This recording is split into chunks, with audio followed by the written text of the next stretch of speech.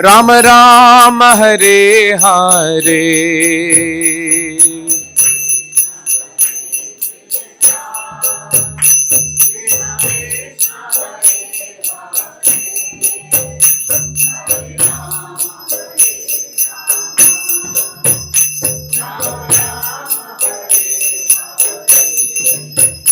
Hare Krishna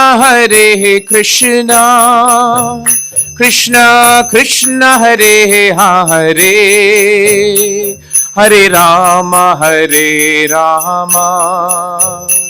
Ram Ram Hare Hare.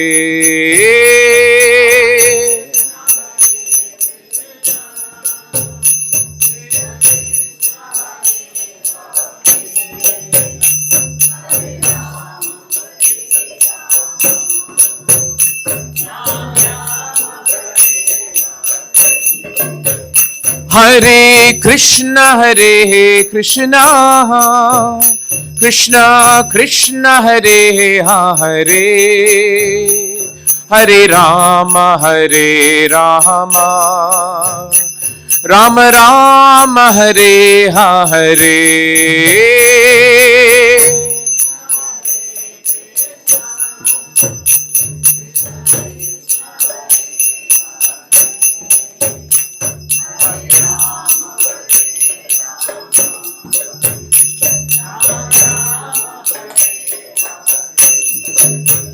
Hare Krishna Krishna Krishna Hare Hare, Hare Ram Ram Ram Hare Hare.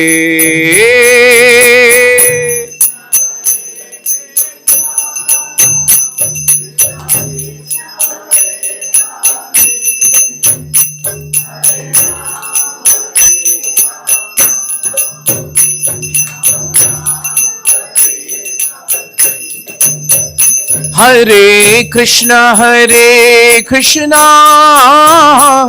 Krishna Krishna Hare Hare, Hare Ram Ram Ram Hare Hare.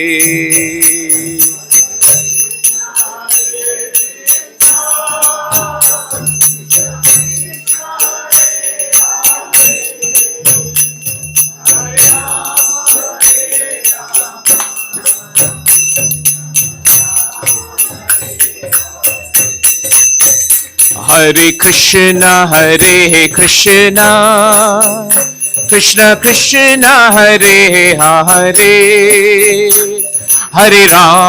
Hare Ram Ram Ram Hare Hare.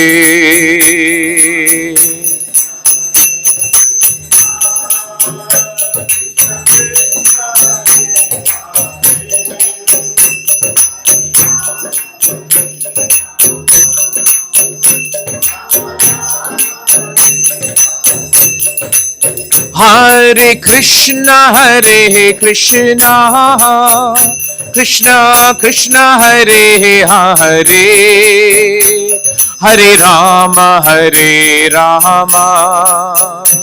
Ram Ram Hare Hare.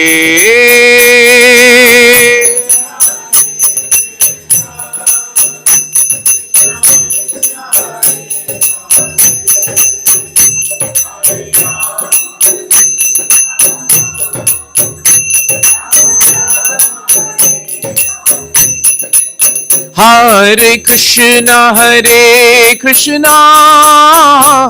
Krishna Krishna Hare Hare, Hare Ram Ram Ram Hare Hare.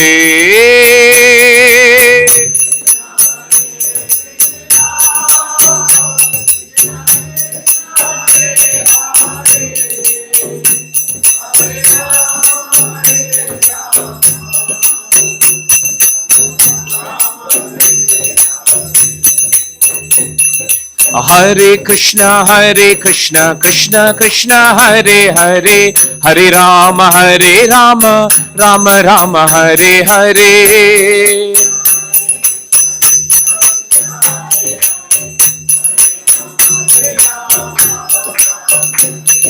Hare Krishna, Krishna Krishna, Hare Hare, Hare Rama, Rama Rama, Hare Hare.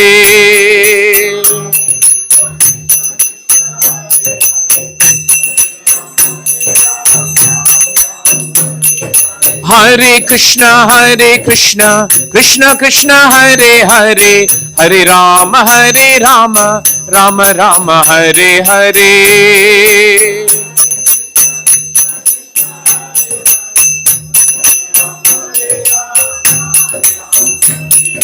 Govinda Jaya Jaya, Gopala Jaya Jaya.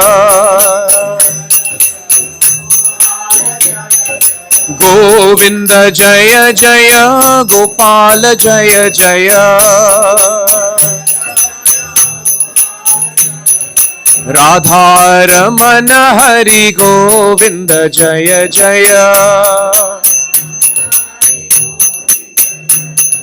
Radharamana Hari Govinda Jaya Jaya. Govinda Jaya Jaya, Gopala Jaya Jaya. Govinda Jaya Jaya, Gopala Jaya Jaya. Radharamana Hari Govinda Jaya Jaya. Radharamana Hari Govinda Jaya Jaya. Hare Krishna, Krishna Krishna, Hare Hare, Hare Rama, Rama Rama, Hare Hare.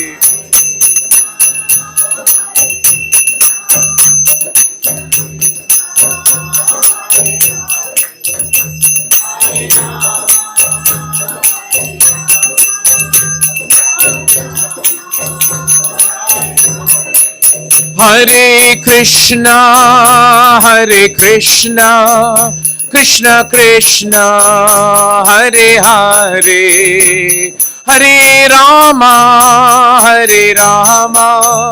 Rama Rama, Hare Hare.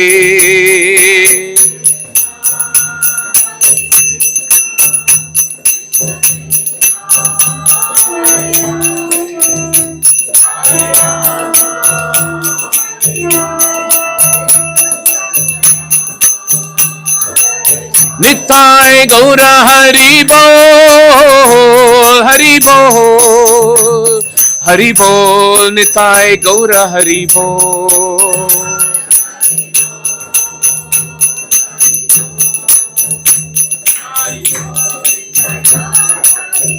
Jaya Jaya Prabhupada, Prabhupada, Jaya Jaya Prabhupada.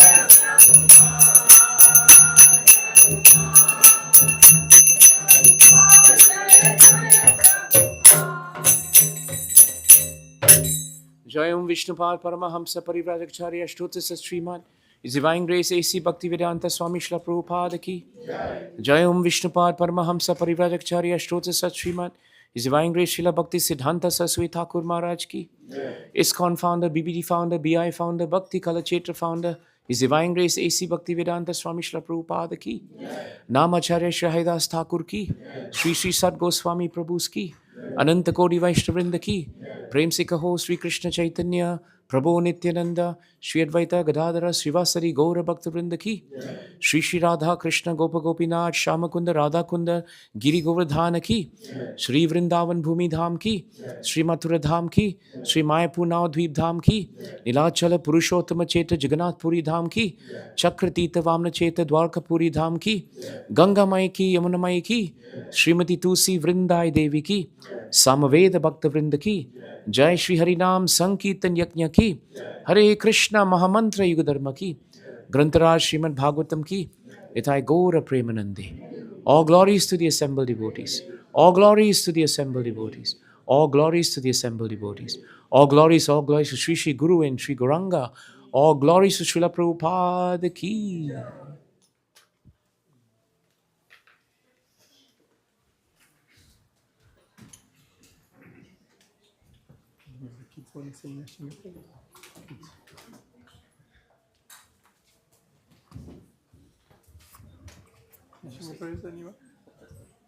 Come on, quick.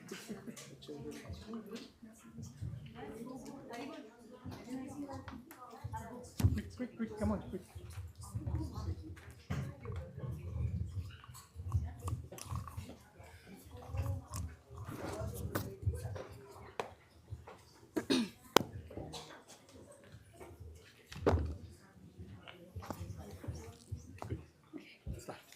Namaste Narasimhaya.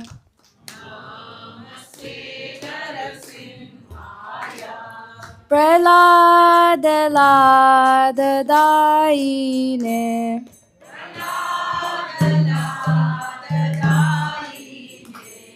Hiranyakashipurvakshaha.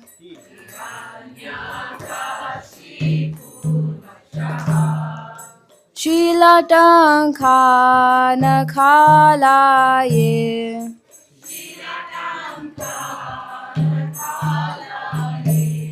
Ito Narsimha Parato Narsimho.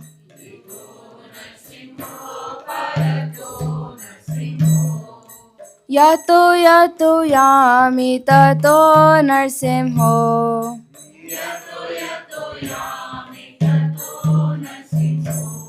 Bahe Narsimho Hridyaye Narsimho.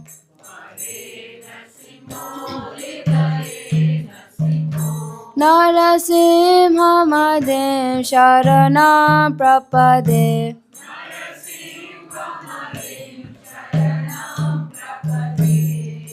Tava kara kamalavare nakha adbhuta shringam dalita hiranyakashipur tanubringa keshavadita narahari rupa. Jaya Jagadisha Hare, Jaya Jagadisha Hare, Jaya Jagadisha Hare.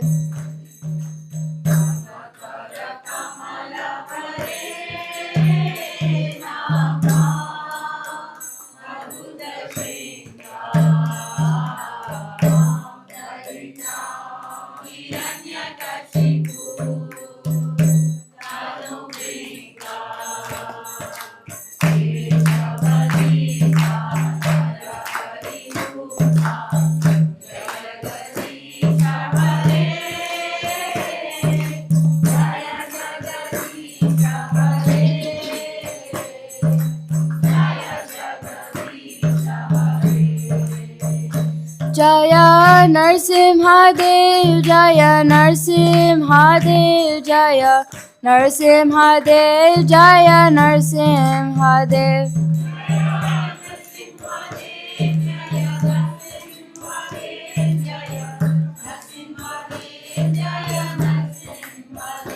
Jaya Prahlad Maharaj, Jaya Prahlad Maharaj, Jaya Prahlad Maharaj, Jaya Prahlad Maharaj.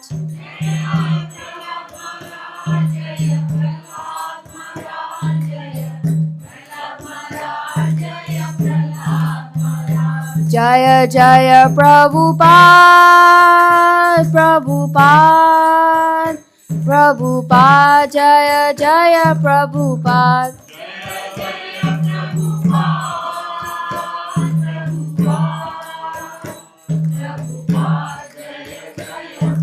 Nitai Gaura Hari Bol, Hari Bol, Hari Bol, Nitai Gaura Hari Bol.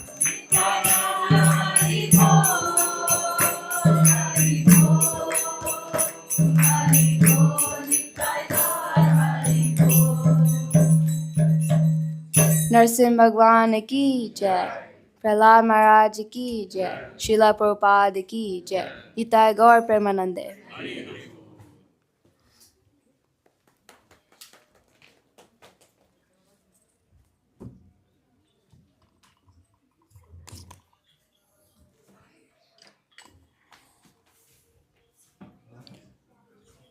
Okay.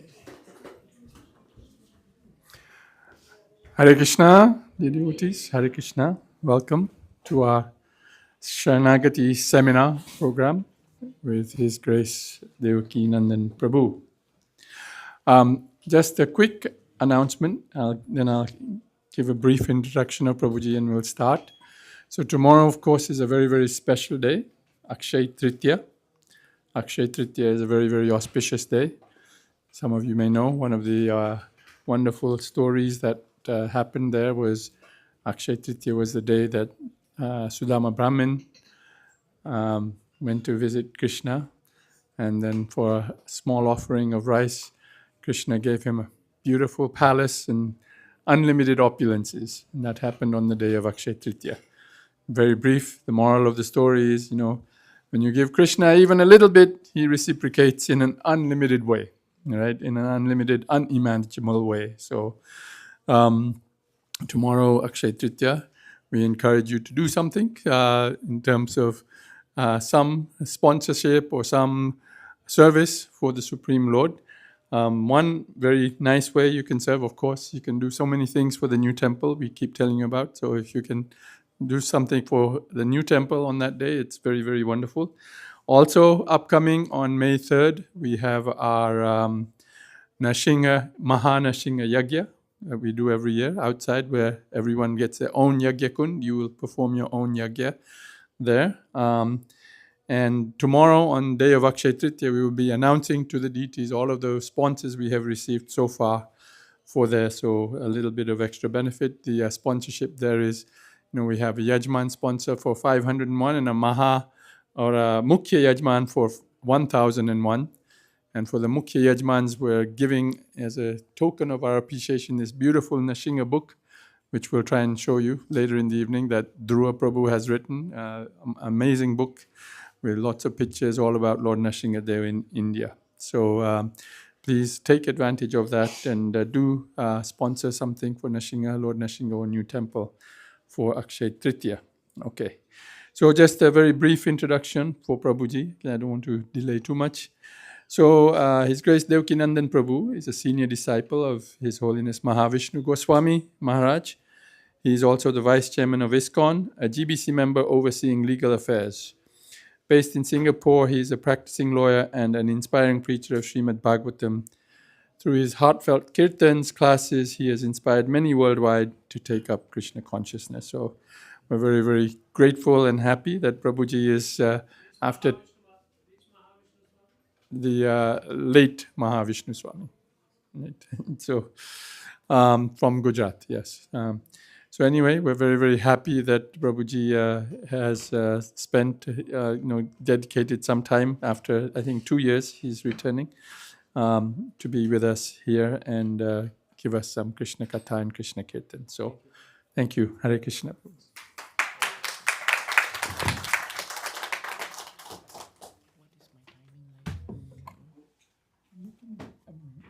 It's 8:45. We have Shayan Darshan, but it can be silent and you can carry on if you want. I'll keep it to 1 hour.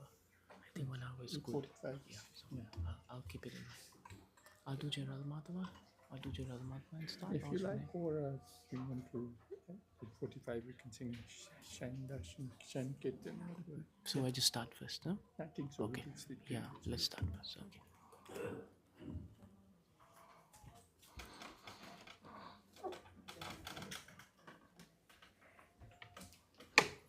Thank you.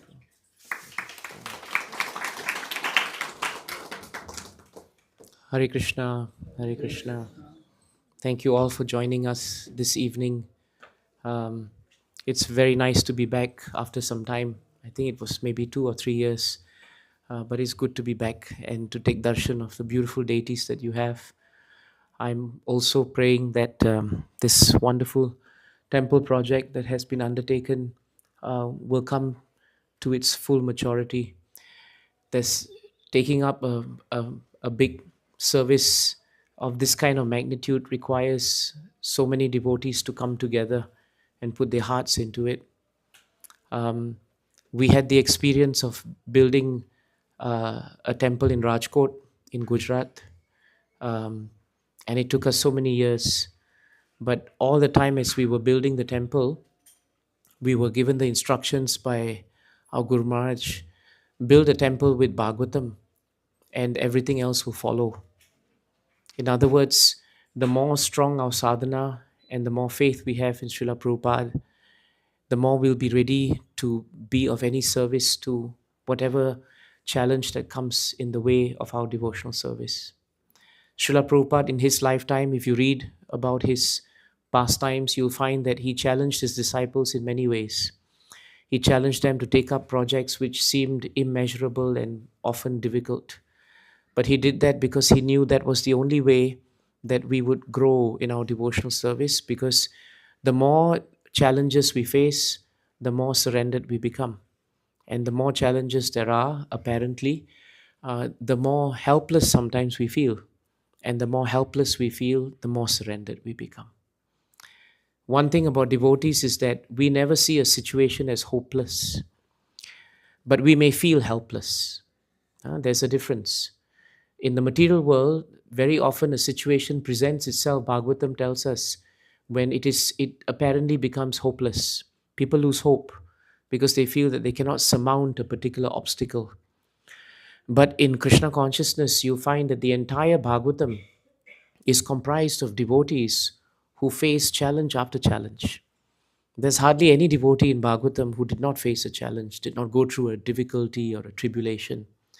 But the important thing is, in what mood, in what consciousness did they receive these challenges? That is the real test of a devotee, actually. And if you read Bhagavatam, you'll find in every chapter, every canto, every devotee, practically every devotee, every great personality showed us the royal road to actually surrendering to Krishna. So that's why we thought that for the next 3 sessions, we would take this opportunity to speak about the concept of surrender, Saranagati. Saranagati is such an important concept in our devotional service. And if we can really put our hearts into it and think about it and contemplate about it, it would really help each one of us in our own sadhana. In the 12th canto of Srimad Bhagavatam, there is a beautiful glorification of Srimad Bhagavatam. Srimad Bhagavatam Puranam Amalam Yad Vaishnavam Priyam. So that shloka is there. In the last line of that shloka, how to study Bhagavatam is given. Tachranavan Supatan Vicharana Paro. These 3. Tachranavan Supatan Vicharana Paro. So in the same way, these 3 are the most important steps for us to take whenever we study Bhagavatam or we approach the sastras given to us by Srila Prabhupada. The first is to hear. This is what we are doing. And we are so fortunate because Prabhupada gave us the facility to be able to hear. Most of us came from some kind of Hindu background, but we could not appreciate the value of hearing sastras. Very often we heard ourselves, we heard our own concoctions, we heard our own theories, but we did not hear sastra. But Prabhupada gave us the importance of hearing. So hearing is the first step actually in the process of surrender, to hear about Krishna. What do we surrender when we hear about Krishna? We surrender our time. That's very important. Time is the factor that's always against us in this material world. Even as I'm speaking, I'm mindful of time because it is running, right? And the longer we stay, the more time is running, the more we can become restless. That is the feature of time. But those who are trying to surrender their time for Krishna, Krishna actually gives them more time for him. Krishna is Yogeshwar. He is master of the mystic. If Krishna wanted, he could make our 24 hours seem like 48 hours. But if he wanted also, he can make your 24 hours seem like 12 hours. I'm sure we've all been in such situations, depending on our mentality and our attitude. Sometimes Krishna gives us so much time for him because he knows we have surrendered our time for him. So actually, time is such an important feature of surrender. And that time is well spent by hearing, which is exactly what we're doing. The second stage, Bhagavatam tells us, is after hearing, what do we do about it? That's really a very important thing. Some of us may hear, we may go back, and then we continue with life. But the second part is important because after Tat Shranavan comes Supatan. Supatan means to recite and repeat. Recite and repeat means we are trying to recite and repeat what we have just heard.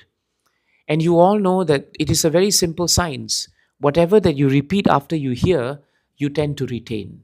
Isn't it true? If you heard something and then you went home and talked about it, the chances of your retention of it is much higher than if you heard it and you didn't share it with anyone and you just went home. There are some people's nature who they can't stop talking, isn't it? They don't stop talking. But the good thing is if they can repeat something about Krishna and then don't stop talking, that's good. Of course, if they don't stop talking and they talk about everything else except Krishna, that can be tiring. But Supatan means we share what we have heard. But the third one is equally, if not most important. After you have shared what you heard and after you have heard it, then the last stage of receiving Bhagavatam, surrendering to Krishna, is Vicharana Paro. Vicharana has a root word that most of us with Indian languages would understand. Vicharana actually means to absorb and to put it into practice, but before that, to contemplate. That's very important. The more we contemplate on the message given to us by Krishna, the more we are ready to surrender. But the less we are able to contemplate, the less our ability to surrender. Because it is not within the hemisphere of our thinking and our thought. Very important. That's why Bhishma Dev, after he was shot with the arrows and he lay down, after the 10th day of Mahabharat, in his prayers, Bhishma Dev's prayers of the first canto, 9th chapter, you'll find that in the beginning part of his first prayers, he says to Krishna, let me now invest my thinking, feeling, and willing onto the lotus feet of that Supreme Personality of Godhead. You see the thought, the process, whatever that we think, we will start feeling about. Whatever that we feel about, we will start willing ourselves to do it. You think of any action that you're doing now, it starts with a thought, isn't it? Supposing you were given the invitation to come for the program, and every Saturday, every Sunday there's a program. You start thinking about the program over the week. Hopefully, after thinking about it long enough, you feel that you want to come for the program. And after you feel for it long enough, you will create all the facilities to actually come for the program. That's how it is. So therefore, Bhishma Dev tells us that we should invest our thinking, our feeling, and our willing. And where should we put it? We should put it at the lotus feet of Krishna. That is the beginning of surrender. So actually, the verse that speaks to us about surrender is actually found, it is quoted very nicely, right, in Chaitanya Charitamrita. But the verse itself is coming actually from Bhakti Rasamrit Sindhu. So this verse that we are quoting is from the Madhya Leela, Chaitanya Charitamrita. It's the 22nd chapter and it's the 100th verse. Very easy to remember. I'm going to read the shloka. Please repeat it. Then I will read the translation and the purport. If you have access to it, you can also read it, because for the next 3 days, or 2 days, I only have 2 days, but 3 sessions, we will try to look at this verse, because there are 6 items of surrender. And hopefully today we do 2, tomorrow we do 4. And then we should be able to cover the most important items. So let us do that then. Om Namo Bhagavate Vasudevaya. Jai Shri Gonitai. Om Namo Bhagavate Vasudevaya.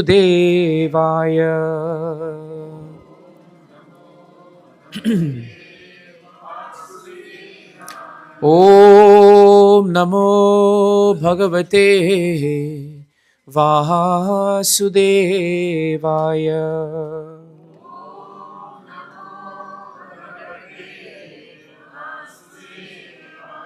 Anukulyasya sankalpaha Pratikulyasya varjanam Rakshishyatiti vishvaso Goptritve varanam tatha Atma nikshepa karpanye Sadvidha sharanagatihi Anukulyasya sankalpaha Pratikulyasya varjanam Rakshishyatiti vishvaso Goptripte varanam tatha Atma nikshepa karpanye Sadvidha sharanagatihi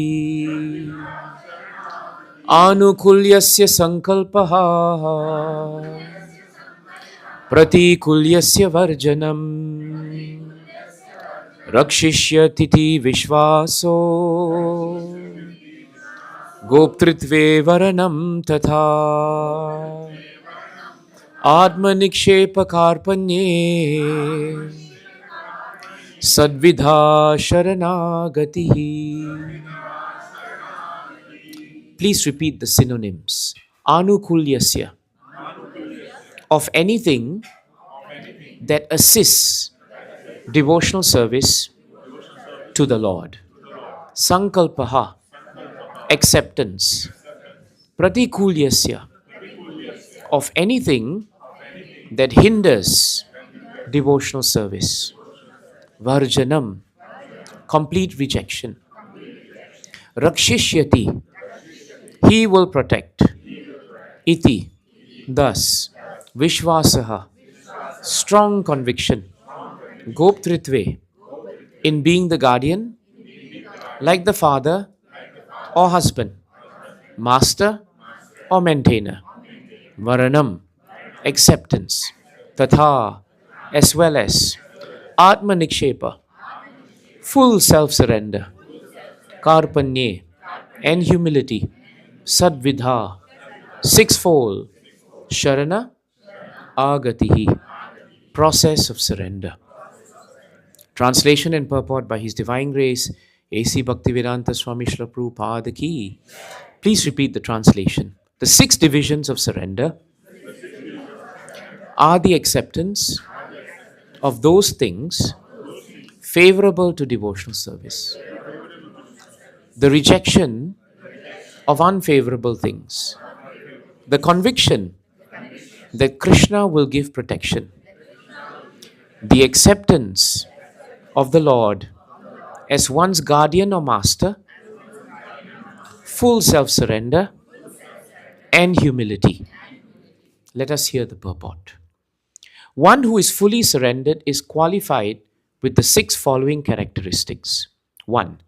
The devotee has to accept everything that is favorable for the rendering of transcendental loving service to the Lord.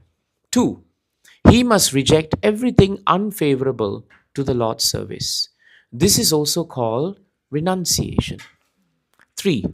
A devotee must be firmly convinced that Krishna will give him protection. No one else can actually give one protection. And being firmly convinced of this is called faith. This kind of faith is different from the faith of an impersonalist who wants to merge into the Brahman effulgence in order to benefit by the cessation of repeated birth and death. A devotee wants to remain always in the Lord's service. In this way, Krishna is merciful to his devotee and gives him all protection from the dangers found on the path of devotional service. 4. The devotee should accept Krishna as his supreme maintainer and master. He should not think that he is being protected by a demigod.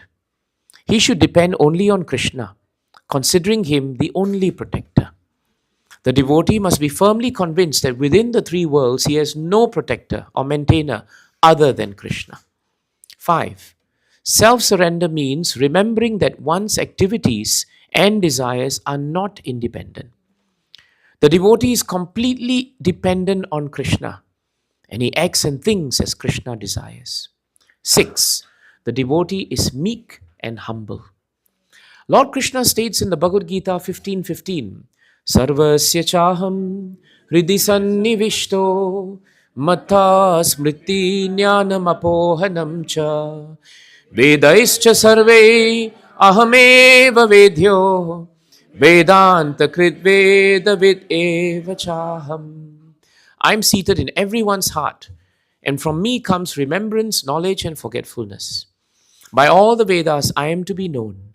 Indeed, I am the compiler of Vedanta, and I am the knower of the Vedas. Situated in everyone's heart, Krishna deals differently according to the living entity's position. The living entity's position is to be under the protection of the illusory energy or under Krishna's personal protection. When a living entity is fully surrendered, he is under the direct protection of Krishna, and Krishna gives him all intelligence by which he can advance in spiritual realization. The non-devotee, however, being under the protection of the illusory energy, increasingly forgets his relationship with Krishna. Sometimes it is asked how Krishna causes one to forget. Krishna personally causes his devotee to forget material activities, and through the agency of Maya, Krishna causes the non-devotee to forget his devotional service to the Lord. This is called apohana. Jai Srila Prabhupada ki. So now we understand what Srila Prabhupada has given us in terms of surrender. Om Ajnana Timirandasya Jnananjana Shalakaya Chakshurun Militam Yena Tasmai Shri Guruve Namaha. So Prabhupada says here, and it's given to us in our shloka, that there are 6 items of surrender. So one thing that's very important is, what does it actually mean to surrender to Krishna? That's what we are looking at. See, the important thing we have to realize when we look at Bhagavatam and Shastra is that surrender is not simply one action or one thought. Actually, surrender very often means a combination of all these 6 items. And surrender is also very fluid. It is a process, which means it becomes part of our lifestyle. We cannot think that we have the 6 processes of surrender when we are in the temple. And then when we leave the temple, all the 6 processes will go somewhere else. If we want to surrender to Krishna, it is a daily affair. And it is not dependent on whether we are in the temple or we are not. It is dependent on our consciousness. If the temple helps us to be in the consciousness of surrender, very good. But we have to carry that consciousness with us, even when we go home. Because in our home also, there is a temple. That temple is the heart in which we worship Krishna. So wherever we are, the process of surrender continues. The other thing that's also very important is that this word Saranagati is coming from the word Sharana. Sharanam, actually the word Sharana is rooted in the word Sharanam. Sharanam means to surrender. Actually, if you look at this material world, Srila Prabhupada speaks in his lectures, everyone is somehow or another surrendering to someone. It is a fact. Whenever we want to take advantage, or rather when we want to take some protection or we need help, there is always a level of surrender. Prabhu, can you please help me? I'm not sure of what to do. Can you please guide me? Mataji, I need some help. That help itself is a process of surrendering. How much we surrender depends on facts, time, place, circumstances. But actually in this material world, we are already used to surrendering. Very often as children, somehow or another we had to surrender to our parents. But I don't know, now today, parents also surrender to children, right? Depending on what stage the children are. Sometimes I think my children are surrendered to me, but when I look at the way I'm being moved by them, I think I'm surrendered to them. Sometimes, the husband may think he's in charge of the house and his wife is surrendered to him. But the wife knows that actually he's the one surrendered to her. But he's in illusion. He thinks I'm actually at the top. So everyone is surrendering to someone. The only challenge in this material world is that in material surrender, very often when you have to surrender something in this world, you have to give it up. or you have to give up something. And in this material world, if you're not attached to Krishna, then you become attached to what you have. And very often you think what you have belongs to you. And even in the spiritual world, it is very difficult for us to think that something doesn't belong to us. How much so in the material world? So when you think of war, for example, which is happening everywhere, you find that war is actually a process of how one party will push the other party to surrender. But that act of surrender doesn't bring joy and happiness. Very often, Bhagavatam tells us that surrender to material energy brings fear, it brings anxiety, it brings a lot of misery, and very often it brings a sense of hopelessness. But when you are actually surrendering in the spiritual world, then you find that the qualities are very different. In the spiritual world, when devotees want to surrender something to Krishna, we surrender with faith, we surrender with devotion, and we also surrender with a sense of not hopelessness, but helplessness. In Bhagavatam, when Gajendra the elephant was caught in the jaws of the crocodile, the prayers that Gajendra chanted were not chanted in the mood of hopelessness. It was chanted in the faith that I've been caught by the hand of providence. When you read the shlokas, you'll find that Gajendra says that I have now become circumstantially helpless. That is the two words that I use, circumstantially helpless.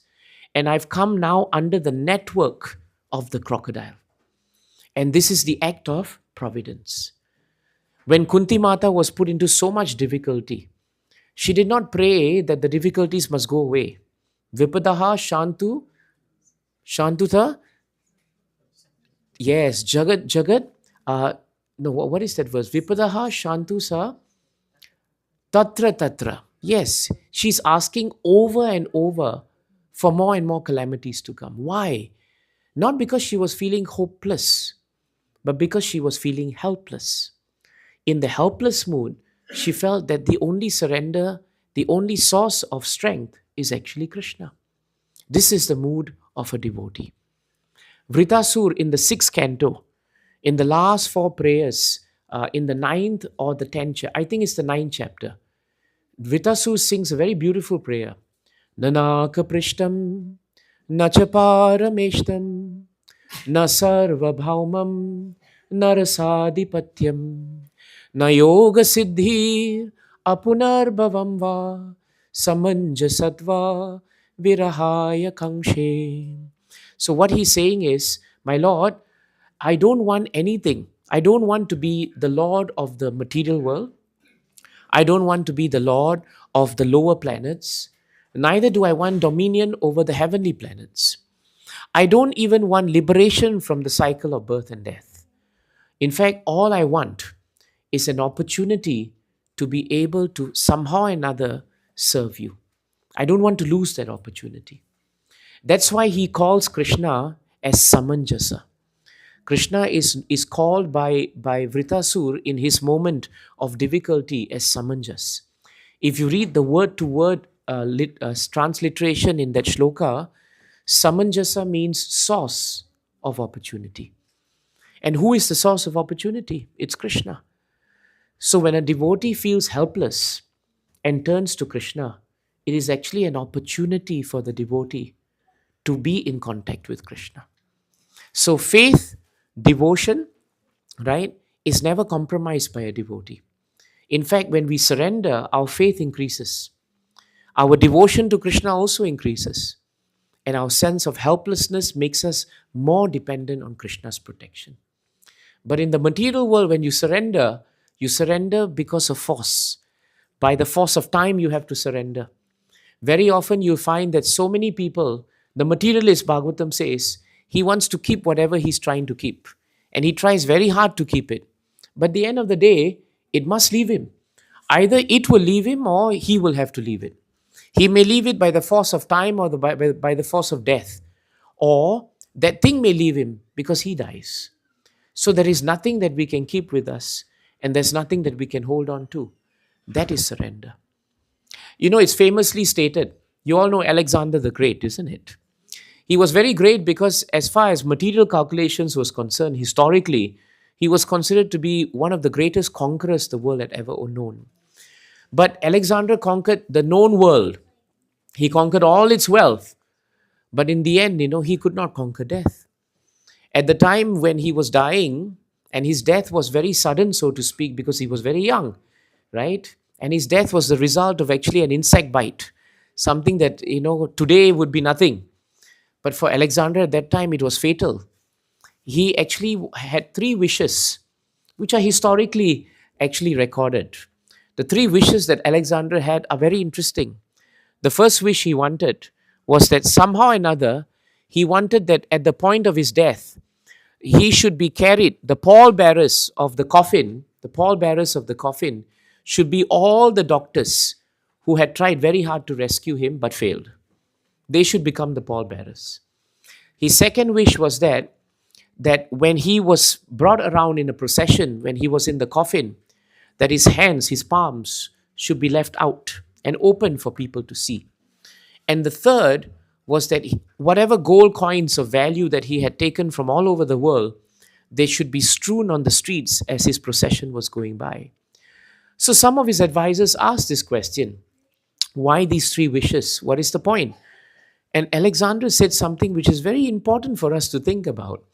The first thing he said was, I want the pallbearers to be my doctor, because all my doctors have tried so hard to prevent death. But today they are carrying one who is dead. Because even though they tried very hard, no one can conquer death. We are all very, very helpless and hopeless before death. We can't do anything. For the materialist, death comes as a hopeless but inevitable exercise. But for a devotee, death does not come in the form of Yamaraj. Death comes in the form of Vaikuntha. That's why Yamaraj is very kind to us. It is stated in Bhagavatam that wherever discussions of Bhagavatam is going on, Yamaraj is also present.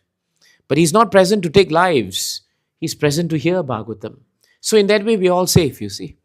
That is the beauty of being with Bhagavatam. The second thing Alexander said that's really nice is that his palms should be out. He said, I want to show everyone that I may have conquered so much in the world, but as I leave, I take nothing with me. Nothing. Nothing. Which is why whatever we have when we are alive, please use it for Krishna. I was just hearing Nilmani Prabhu speaking of tomorrow's auspiciousness. Tomorrow's auspiciousness is auspicious when we give something in full surrender to Krishna, without reservation. And have the faith that whatever you give to Krishna tomorrow will never put you in a state of hopelessness. It will always protect you. That is Krishna. Yoga kshemam vahamyaham. Whatever that you have, He preserves. Whatever that you lack, He will give. So devotees don't lack anything. If you think your bank balance has too little to give Krishna, still you give it because He has your bank balance. You may think you have your bank balance, but He is in charge of what you have. Prabhupada says in the purport to Chaitanya Charitamrita, in the chapter where Narada is speaking to the hunter Mrigari, the Narada tells the hunter Mrigari that you stop killing now. And what is his response? This is my livelihood. If I stop it, then who will feed my children and the family? And Prabhupada writes in the purport there, the source of your income is not the source of your maintenance. Shall I repeat the sentence again? The source of your income is not the source of your maintenance. Then Prabhupada explains, income you may earn, but He maintains you. What an amazing point. That's something that we should vicharana paro. We should think about it. Sometimes we think that we are giving something to the temple. We are giving something to the congregation. We think that it's because it's derived from our income, that is our strength. But we don't realize that this income is not the source of our strength. Krishna maintaining us is the source of our strength. That is why whatever we get in our lifetime, we should use it for Krishna. In Panchatantra, a cow and a pig were talking to each other. And a man passed by and he could understand the language of animals. So the pig was complaining to the cow. The pig said, I'm giving my meat, but nobody glorifies me. You are giving milk, but everybody is glorifying you. I'm also giving. Why no one talks about me? And the cow said something very simple. The only difference between you and me is whatever I'm giving when I'm alive. And that's why everyone is very happy with me. Whatever you are giving is because you're dead and people are taking from you. This is surrender. You see the point? You see? So that's why Alexander said the hand must be open because there's nothing there. There's nothing. But when there is something, use it for Krishna. Don't hesitate because the source of your income is not the source of your maintenance. He is maintaining you. That doesn't mean you go unemployed now and sit in the temple. I mean, you can sit in the temple and do service, but don't become burden. We should earn, but we should earn it knowing that Krishna maintains us and whatever that is coming is used for Krishna. That is surrender. And the last point Alexander brought up, which is really nice, is that he wanted all the coins that he worked so hard to get because of his conquest strewn on the streets. And when asked why, he said, I wanted to show the people that I worked so hard for this, but at the end, when I leave, only they will be picking this up because they are alive. But I cannot take anything with me now. In Bhagavatam, it is stated, even your sharir you can't take with you. It is, if there is a nice mantra. It's not in Bhagavatam, it's in one of our Puranas. At the time when when the soul leaves the body and the body leaves the house, even the wife was very dear to the husband. She traditionally does not leave the house. Today everybody comes to the crematorium, but in those days they would not leave the house. And those brahmanas who come to recite the last rites, they will stop also at the cremation ground. And the body also stops when it is cremated. Nothing comes with us. Only the soul. That is the only soul and the subtle body of mind, intelligence, and ego. That's all that moves, nothing else. So Alexander's point is very instructive in the sense of Bhagavatam, that at the end we don't have anything. That is the starting principle in Bhagavatam. If you think you have something, then to surrender to Krishna is very difficult because you think you own it. But when you understand that what is given to Krishna, given to you by Krishna is a gift, then you will use it in his service. For example, children. Children are actually given to us by Krishna. None of us selected our children. Is it true? Did any parent select your child? You may have selected differently depending on how your experience is, but you never had selected them. And they also, as they are growing up, they'll be thinking, actually the truth is, whatever they say about parents, they also could not select the parents. The selection of the parents with the child is ultimately up to the Lord. If you read the third canto and you read Sankhya philosophy, you'll find that even in the semen and the ovum, it's still Krishna's presence is needed for life to begin. Nothing can start without Krishna. Nothing. And so even in that point, Krishna is in charge. So what control do we have? We have no control. This is the point to understand. And the more we understand that, the better. Now, we have no control over the children because they are selected by Krishna. But as devotees, we know that it is Krishna's arrangement that these are our parents and these are our children. So either we think that we own them, which leads to a lot of problems, because when you think you own your wife and you own your children, you end up thinking that everything must move according to what you want. But what happens if you wear the devotee's lenses and you realize that they are gifts from Krishna? And instead of owning them, you serve them. In service, surrender becomes automatic. Because as we serve, we understand that we are not in control. But we are serving one who is in control. That is Krishna. Rite ritam yad pratiyeta na pratiyeta chatmani. Tadvidvan atmano mayam yatha baso yatha tamaha. In the first verse of the Chatushloka of Srimad Bhagavatam 2.9.33, Krishna declares unequivocally to Brahma. What does he tell him? He says, Brahma, know one thing. Anything in this material world that appears to be valuable, something may be very valuable, our bank balance, our gold, our property, they all look valuable. But if it is not connected or in relation to me, then it will drag you to the very depths of ignorance. This is an important point. So therefore, our surrender comes in contemplating, first of all, that whatever we have is actually meant for the service of Krishna. Our breath, our time, our energy, anything, we should use that. And that is why ultimately Krishna says in 1866 of Bhagavad Gita, the conclusion of what the entire Bhagavad Gita is. Sarva dharman parityajya, right? Maam ekam sharanam vraja, Aham tvam sarva papebhyo mokshashyami ma suchaha. Ma suchaha. Please don't worry. But he says it very clearly. You abandon all varieties of religion. There's no problems with religion. But the problem with religion, when it comes to the point that you want something which is material, that becomes a problem. See, we could all come to the center, to the temple now like we are. We could either make this a ritual every week because we have to come, or we could inject our spirit into what we are doing. If you leave it as ritual, it remains a ritual. Then the surrender is very difficult. But if you put spirit into what you're doing as a ritual, then it becomes spiritual because there's spirit in what you do. That is how you can surrender. So Krishna says, you just surrender to me. And when he says surrender to me, he means Saranagati, which is what we are discussing today.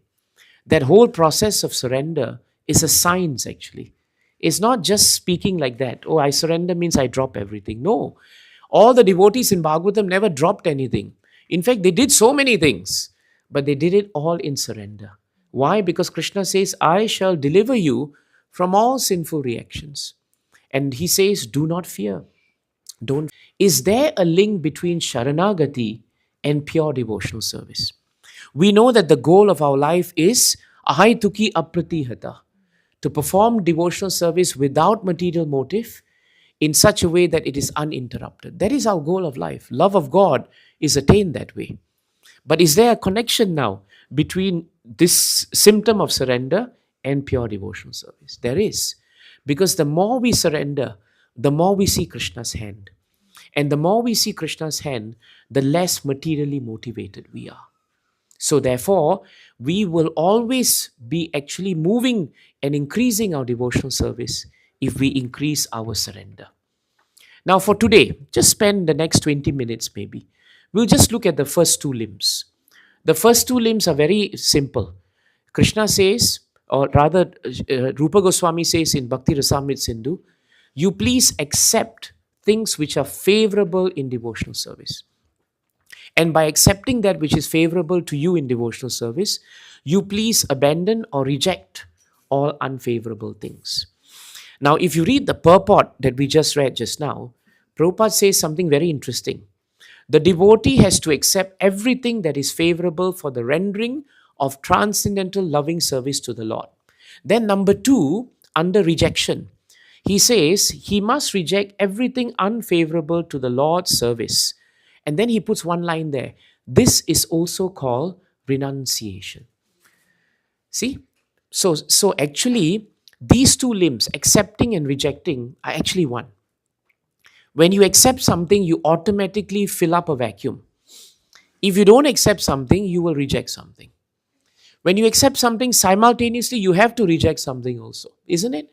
Simple example, you all have come here. So you have accepted that your time is in the temple. You must have rejected something else to be here. Rejection doesn't mean you slapped someone and you came here. You don't have to do that. But you decided to forego something to be here. You see? So actually in material world and in spiritual world, acceptance and rejection are two sides of the same coin. Another concept in spiritual life that's also important is what Prahlad Maharaj says in 7th canto, 9th chapter. Priya, apriya. Priya, apriya. In this material world, we are always running after that which is pleasing and we reject that which is displeasing. Isn't it true? Nobody in their right minds will run after that which is displeasing. If that is happening, something's wrong with us. 90% of the time, we are attracted to something which is pleasing. Now you're here because the process of Krishna consciousness is so pleasing. The deities are so pleasing. Prasadam is very pleasing. Everything is pleasing. That's why you're here. But there are many things which are displeasing.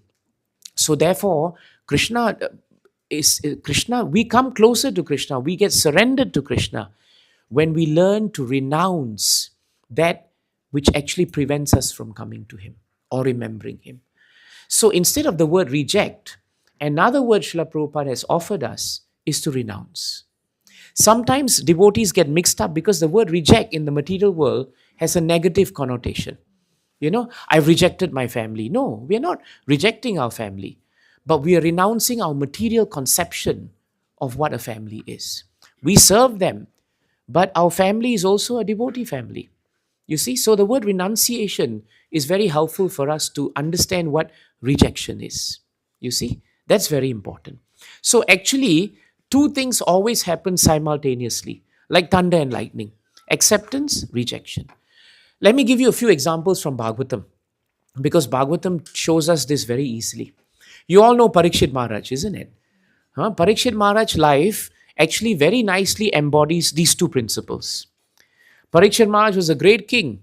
He came from such an established parampara because his father was such a great personality. His uncles were the great Pandavas. He came from an amazing lineage, isn't it? And yet, despite being so favored, don't forget, Parikshit Maharaj was protected by Krishna before he was even born. When Ashwatthama's Brahmastra was coming, Krishna was prayed to by Uttara, Pahi Pahi Mahayogin, Deva Deva Jagatpate. She prayed to him. And at that point, the Brahmastra was coming. Now, all the Pandavas were there. They were great warriors. She could have turned to Arjuna. She could have turned to Yudhishthir. She could have turned to anyone there. But she turned to Krishna. Because who is the source of our surrender? Saranagati. Gati means destination. Who is the destination? Our destination is always Krishna. So she turned to Krishna. Now, Kunti Mata is observing this because Kunti is also there. Krishna is physically present in front of them. And while he's standing there, he's seeing the Brahmastra coming. And Krishna now takes another form within the womb of Uttara. And he covers the womb and protects the child inside. The unborn child, Parikshit Maharaj, already has Krishna in his heart as Paramatma. Krishna is in the heart of all the Pandavas standing there and all those assembled. He's there. Simultaneously, he's standing in front of them. He's Antaryami, but he's also present before them as the Supreme Lord. That is why devotees accept the surrender to Krishna. Because Krishna is the only one capable of protecting us. And when Krishna wants, he can empower devotees to protect us also. Krishna empowered Srila Prabhupada to protect all our spiritual lives. Don't we realize that we are all here because we are sheltered and protected by Srila Prabhupada? Because Srila Prabhupada is a transparent via medium of the instructions of Krishna, that is why we are feeling his protection. So Parikshit Maharaj is a great example. He was protected, but he was in the womb, unconscious. He did not even know what happened. But when he grew up, he became a great devotee of the Lord, and he became the king. Now, even though he was a king, one day when he went into the forest, he was just moving around and he was hunting, and then he became thirsty and hungry, Bhagavatam says. So he walked around and he came to the hermitage of the great Shamika Rishi.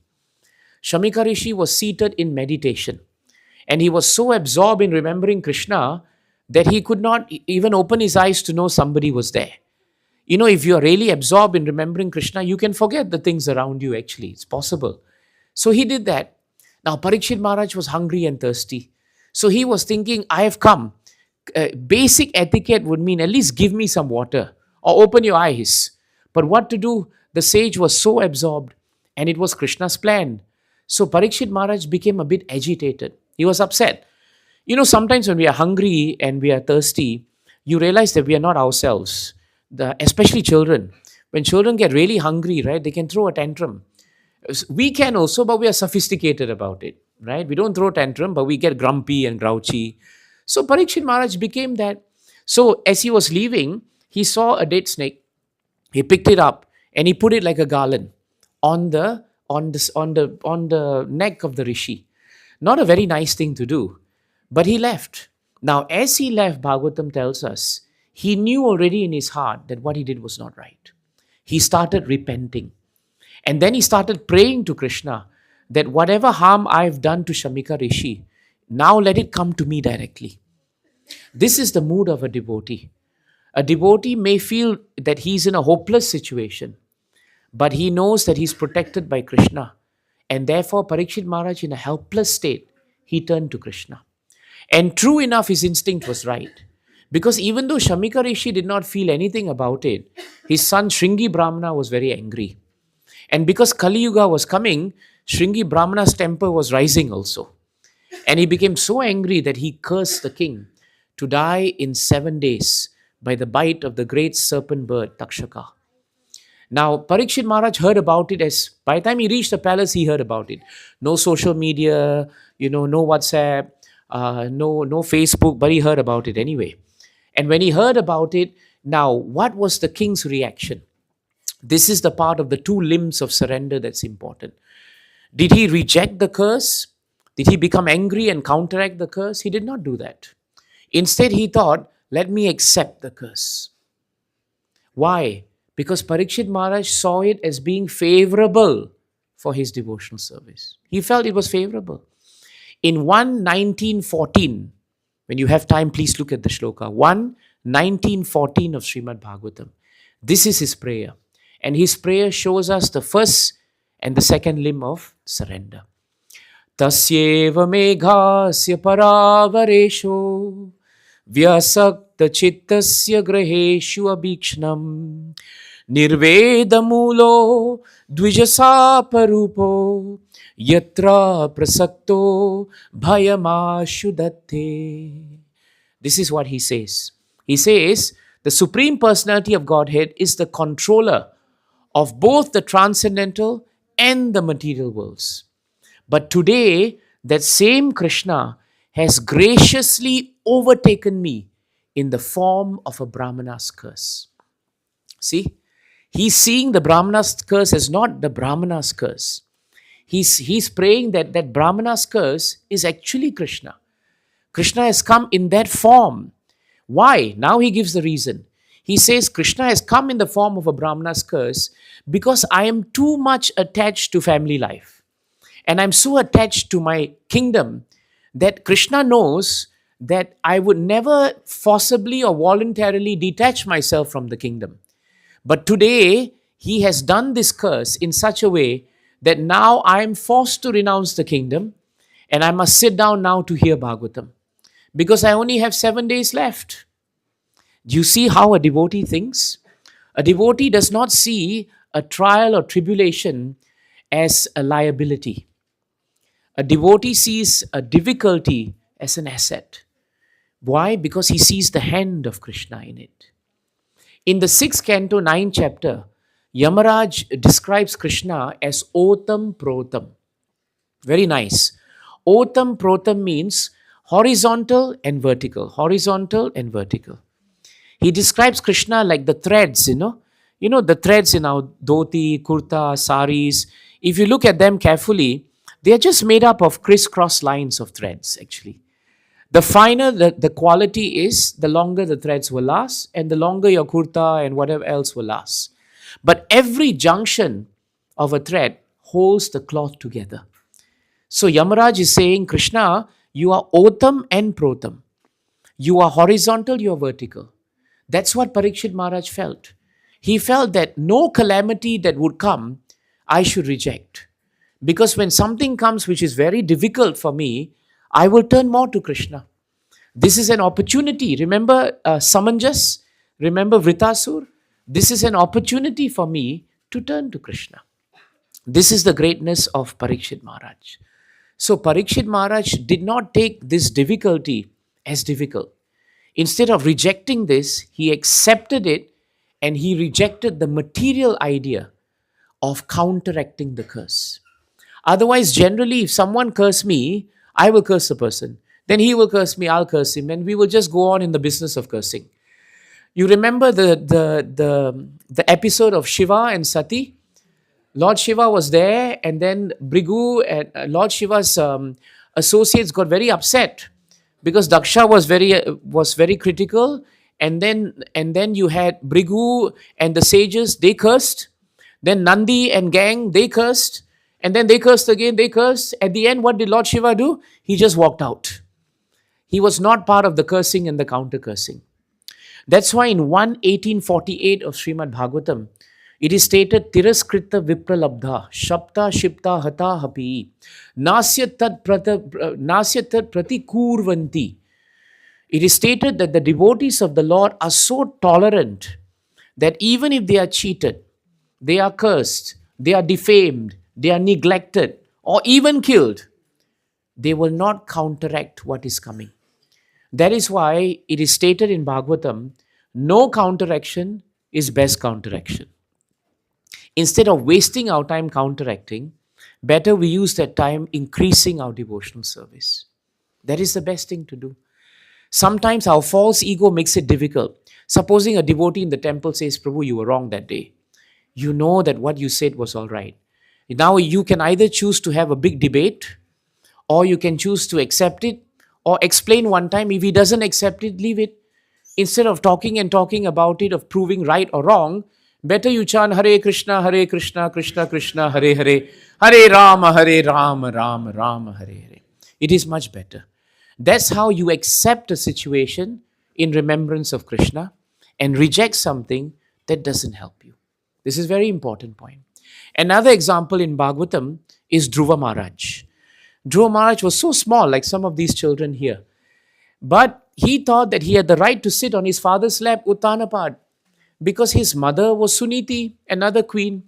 His brother was, what was his brother's name? Uttama. Uttama was seated on the other lap. And Uttama's mother was Suruchi. Unfortunately for Dhruva, Suruchi was the favored queen. Suniti was not so favored. So when he wanted to sit on the lap of his father, Suruchi was there. What did she tell Dhruva? She said, Dhruva, in this lifetime you cannot sit on your father's lap. The only way you can sit on your father's lap is by praying to the Supreme Personality of Godhead that in the next life you take birth in my womb. She's assuming she will come back also. Huh? She's assuming that. She's saying that take your birth next life by praying to Krishna in my womb. And then you can sit on the lap. Imagine how Dhruva felt. He's a Kshatriya boy. So his blood pressure was going up. And when he turned to his father, father was a yes man, you know. Father thought, okay, Suruchi is there. I need to please her. So he kept quiet. He didn't say anything. So Dhruva got very upset. He ran back to see his mother Suniti. Now his mother when mother saw Dhruva looking very sad, very angry, Bhagavatam says Dhruva Maharaj was breathing like an angry snake. He was so angry because he's Kshatriya, you know, he can't take it. But he came back to see his mother. And he told his mother what had happened, but he couldn't say it so much. Bhagavatam said before he could come back, all the maidservants came and told the mother. Even in those days, people had to tell stories. So they came back and told her. So Suniti got everything before Dhruva came. And when Dhruva came, she heard him. But when she saw he was upset, as a loving mother, she became very upset. Now put yourself in her shoes. If your child is insulted anywhere by someone and comes back to you and repeats that, your immediate instinct is to be protective. Your immediate instinct is, you show me who the person is. I'm going to talk to him. Isn't it? That's what we will do. But what did Suniti do? Suniti realized that Dhruva was looking at her for advice. She contemplated very seriously because she was a devotee of the Lord. And she thought, what I'm going to say will determine the surrender of my son. So she thought very carefully. Bhagavatam says she also had a hard time trying to control her senses. But she did. And then she said something very important to her son. She said, my dear boy, your stepmother is correct. And Dhruva was thinking, what is this? I went to her to just get some endorsement. And she's saying she's correct. Why is she correct? She's correct because she has correctly told you that you should pray to the Supreme Personality of Godhead. That part is correct. See the mood of a devotee in accepting something. Anything that is favorable to remember Krishna, the devotee is ready to accept. There could be diamond in mud, but an intelligent man will not look at the mud, but will focus on the diamond. That is intelligence. And this is the intelligence of a devotee. So many things Suruchi said, born in my womb, here and there, you know. But what did Mother Suniti concentrate on? She brought her child to the lotus feet of Krishna. She rejected everything else, mind you. That's how we reject. She rejected all the very gossipy items that you and I may be attracted to. Sometimes we like that juicy part of it. The Krishna part, okay, never mind, leave it. But you know, he said that, he said this. We feel that. But she dropped all that. She said, one thing, my dear Dhruva. She said, you pray to Krishna. That is correct. For all your troubles, only Krishna is the source of your protection. By accepting that, she taught her son first class parenting. And this is what we should do as parents. Because our children will hear us. What we say about other devotees, you think your children don't hear, believe me, they have got the whole episode already. You may speak on the phone and think they don't know what's happening. They know exactly what's happening. They are smarter than we think they are. So what we speak about Krishna is going to mold their future. So if we accept that which is Krishna, that is very important. Very important. I remember one time, some person who was very inimical to Bhagavatam. He was in a program, and then some devotees were discussing Bhagavatam. And then later he went out and he made a statement. He said, those who are reading Bhagavatam, they are in Maya. And so someone took that statement and went to see my spiritual master and told him, Maharaj, this person said, those who are reading Bhagavatam, they are in Maya. And I was there and I was thinking, oh, we should find out who the person is. Then Maharaj turned to him and said, that's absolutely true. That's why we're reading Bhagavatam. Because we're all in Maya. The more we read Bhagavatam, the more we'll be able to get out of Maya. So it's a very good statement. And then suddenly I realized that when devotees want to accept something, we hear the right things and we accept the right things. So Dhruva Maharaj, Suniti is the great devotee here. She changed Dhruva's heart because she said this. And she told him, Dhruva, now you go to the forest and you be there and you remember Krishna. Because Krishna alone can come to our protection. I don't have the solution. I don't know what will happen. But you just be with Krishna. And just hearing his mother, this is the beauty of Dhruva. Did Dhruva reject what his mother said? No. He accepted what his mother said. Because in his heart, he realized his mother was his well-wisher. And he rejected this idea that he would take revenge. So what he did was he went to see Krishna. He wanted to become bigger than his father. But because his mother had planted the seed of accepting what Krishna gives, that purity began to grow as he took on his austerities. So that by the end of his austerities, when he finally saw Krishna, he could not speak, when Krishna appeared before him. Bhagavatam says he was 5 years old. When Krishna appeared before him, he couldn't say suitable prayers. He just looked at Krishna. But the Lord, with his conch shell, touched him on the shoulder. And then he started chanting, Yonta pravishya mama vacham imam prasuptam sanjivayati sakila aktidara swadhamna. This is what he says. He says, Krishna, up till the point that you touched me, I was like a dead body walking alive. This is the first mention of zombies in Bhagavatam. Today we hear so much about zombies, right? The origin is in this prayer. He says there that we are walking around, we look alive, but actually we are dead. But the moment you touch us, Akila Sakti Dhara Swadhamna. Shakti, power. Dhara means our body. Shakti Dhara, one who gives power to the body. So until this time, I was without life. But now I have life. All because of the first two principles of surrender. Accepting that which looked unfavorable materially, but actually was very favorable spiritually. And rejecting that which looked favorable, from a material point of view, but which was actually very unfavorable for him. So this is Dhruva Maharaj. And one last thing before we close off today is Prahlad Maharaj, another young personality. Prahlad Maharaj, he was in the most difficult situation with his father. I don't have to tell you, Nrsimhadev Chaturdasi is coming, I don't have to tell you how many rounds Hiranyakashipu tried and how many ways and means he tried to kill Prahlad, isn't it? It's the stuff of legend and it's the stuff of a good drama, I'm sure you all will do some dramas. Every year we do this drama. The children just love it, They love to see how Prahlad Maharaj was thrown off the cliff and thrown here and thrown there. Of course, some of them are acting, so they like to be thrown around. But the fact is, Prahlad Maharaj was put in so much difficulty. Anybody in his shoes should have lost faith in Krishna. Because there seemed to be no end, no respite.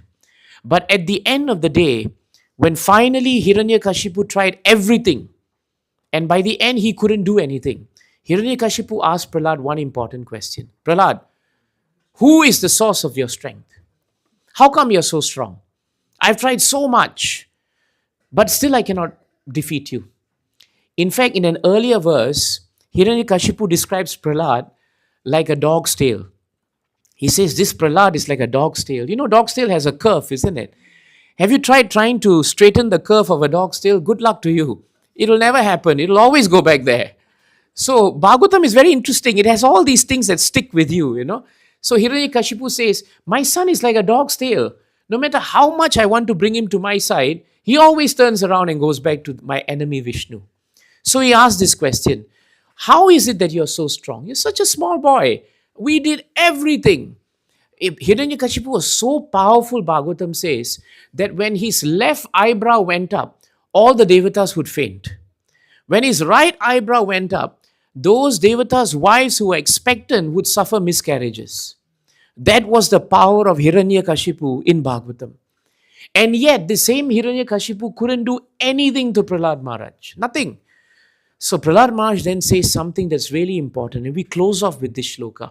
It's from 787, very easy to remember. 787. Anytime you feel in a very difficult situation, you feel discouraged, or you feel that someone needs to understand why something is happening, turn to this shloka. He says so nicely, Na kevalam me, you can repeat, Na kevalam me, bhavatascha rajan. Na kevalam me, bhavatascha rajan, savai balam, balinam cha paresham, pare varemi, stirajangamaye, brahmadayo yena, Vasham pranitaha. The meaning is very nice. Prahlad Maharaj says, my dear king, at this point in 787, he doesn't call him father. The time is coming now that Narsingadev is going to come. So Prahlad Maharaj is now speaking to him very formally. He's waking him up. My dear king, the source of my strength, of which you are asking, is also the source of your strength. Indeed, the original source of all kinds of strength is one. He's not only your strength or mine, but he's the only strength for everyone. Without him, no one can get any strength. Whether moving, not moving, superior, inferior, everyone, including Brahma, is controlled by the strength of the Supreme Personality of Godhead. You know why this is important for us today, for the first two limbs? Because when we understand that anything that happens to us is actually blessings of the Lord, especially if it is favorable for us to turn to Krishna, then that source of strength that is coming is actually Krishna. Do not even for a moment think that we are the ones surrendering to Krishna. Even by accepting and rejecting something, the source of our strength to accept and the source of our strength to reject is also Krishna's mercy. That is what 787 tells us. When we think that way, we come to realize how small we are and how great Krishna is. And we learn that we must really depend on him. Because without him, even the strength to stand up now can fail us. Every movement of ours, the source of strength is Krishna. So actually, when Prahlad Maharaj told Hiranyakashipu that, what was he trying to tell him? He was trying to tell him, my dear father, for so long you have been inimical of Krishna. You have rejected him. You did not accept him. But Saranagati means you should accept the hand of Krishna. And you should reject the thoughts that tells you to reject Krishna. Why? Because the source of your strength, Father, is the same source as mine. There's nothing I have that's different from you. You have the same strength. I have the same strength. We should reject the thoughts that all strength is coming only from me, a demon. But that strength is actually coming from Krishna. Unfortunately for Hiranyakashipu, he could not accept that. But fortunately for him, his son never gave up on him. So that even after Hiranyakashipu was killed, and Prahlad Maharaj was asked by Nrsingadev for any boon he wanted, his first request was to please liberate his father. Could he have done that if he did not see the hand of Krishna in all his difficulties? Because he could see the hand of Krishna in all his difficulties, he could pray for his father. So you see, when we accept the first two limbs of Saranagati, we learn to develop qualities like humility. We develop the quality of really understanding that renunciation is our friend, not our enemy. We renounce our time for Krishna. We renounce our ego for Krishna. And we can renounce any difficulty because it is used for Krishna. And that is how these two limbs will help us in our devotional service. Tomorrow, let us look at the third and fourth and the fifth and sixth limbs. And at the end of it, you will realize that all of them actually flow very closely. One cannot live without the other. And if we are practicing bhakti the way Prabhupada has given us, automatically if we start, all these limbs will actually come together very nicely. Thank you for tolerating and thank you for hearing. Jai Shla Prabhupada ki. Grantaraj Srimad Bhagavatam ki. Nitai Gaura Premanande. Nilmani Prabhu, is just before 8:45. Is there a quick... Yes, Prabhu, please. Prabhuji, thank you for your katha. For Saranagati, you told that there are two principles and they are, say, the same sides of the two sides of the coin. Yes. So for a beginner, Yes. he should pick up, which he should pick up first? Very good point. Which should he pick up first? I think the most important point he should pick up is to accept. Accept Krishna into your life. By chanting Hare Krishna Maha Mantra. By coming to the temple. Accept using your time to be with the devotees. When you do that, automatically the things that we should reject will slowly fall into space. But if we start by trying to reject something without Krishna, who is the source of our strength, then we are relying on our strength to reject something. But when we come to Krishna and say, Krishna, you are the source of my strength. I am accepting you, my Lord. I have many challenges. I may not be ready to give up many things, but I know you are the source of my strength. I have a desire to give more to you. Please help me. Please guide me. So acceptance is very important, Prabhu. And that's why the starting also is, it starts by saying accepting and rejecting. So your point is very nice. I think the positive thing in devotional service is to accept. Accepting just doesn't mean that we accept devotional service. Amongst devotees, we must also accept devotees for who they are. That's very important.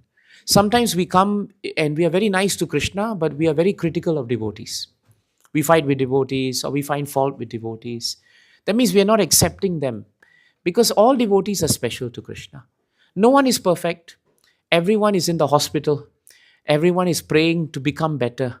The disease is to forget Krishna. So when you're in hospital, patient cannot be perfect. But patient is trying to become better.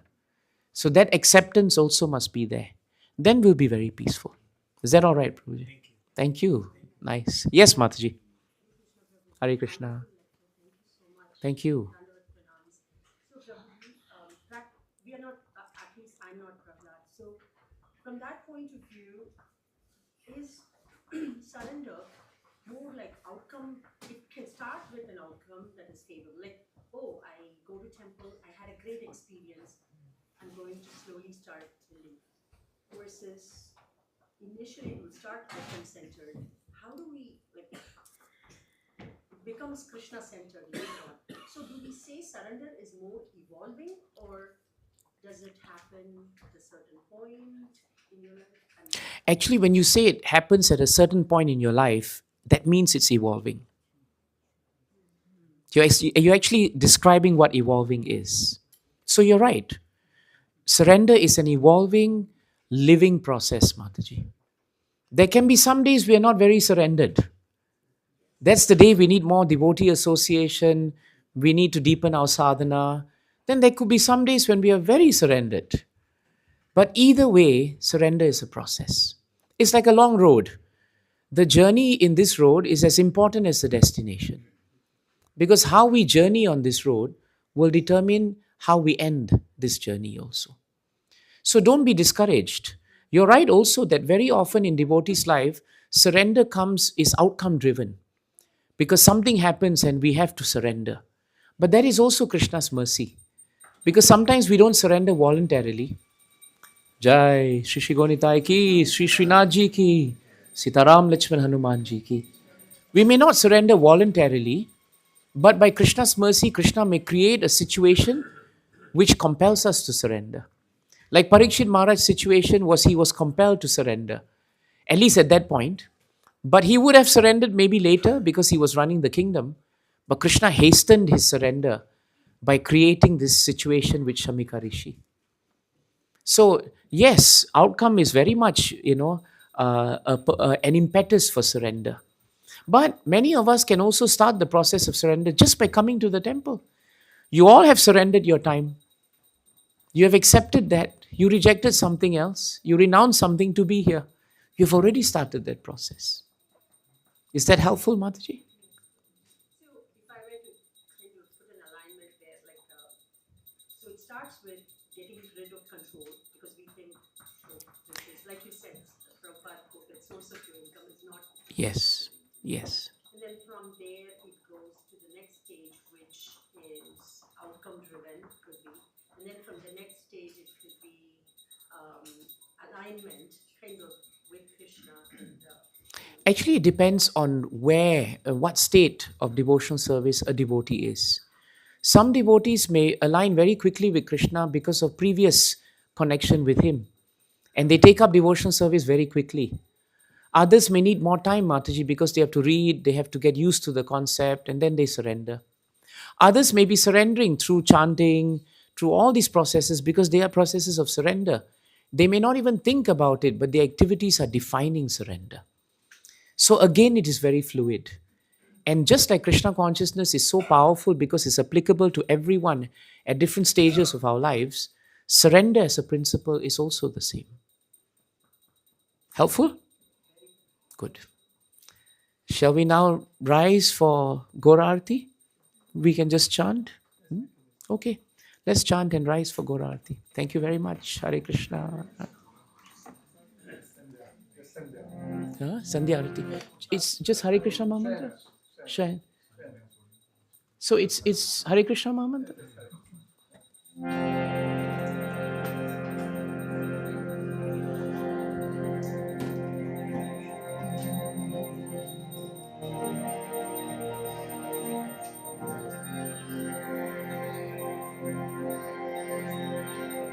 Hare Krishna,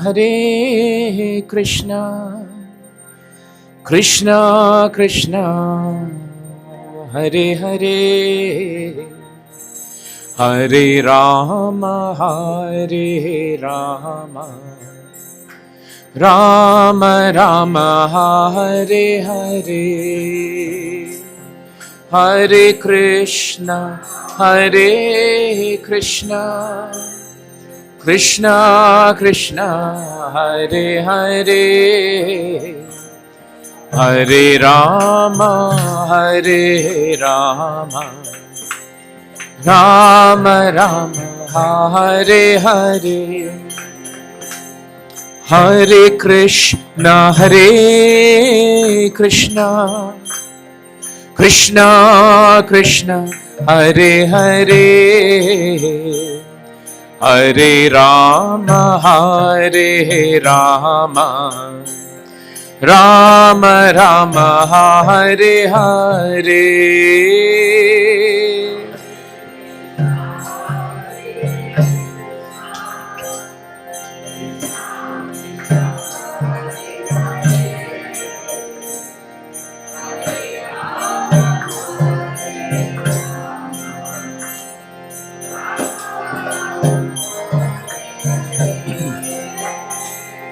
Hare Krishna, Krishna Krishna, Hare Hare, Hare Rama, Rama Rama, Hare Hare.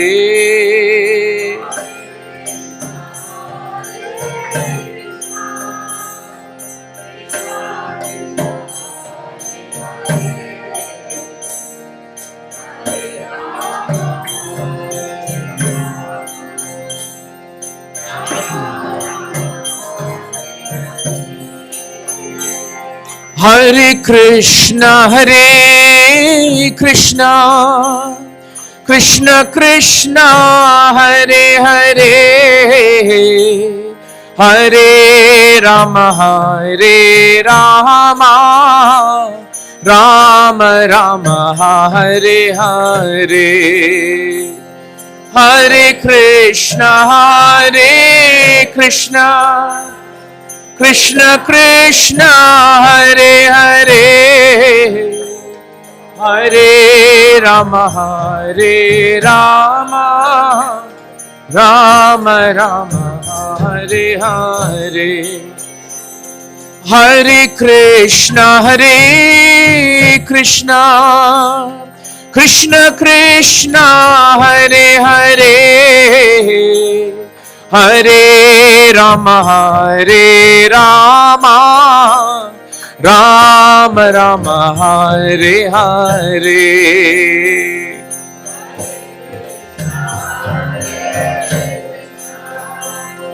Krishna Krishna, Hare Hare, Hare Rama, Rama Rama, Hare Hare. Hare Krishna, Krishna Krishna, Hare Hare, Hare Rama, Rama Rama, Hare Hare.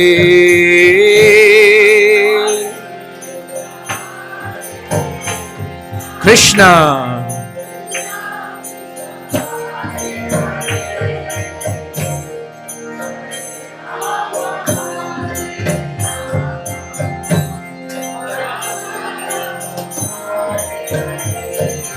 Hare Krishna, Krishna Krishna, Hare Hare, Hare Rama, Rama Rama, Hare Hare.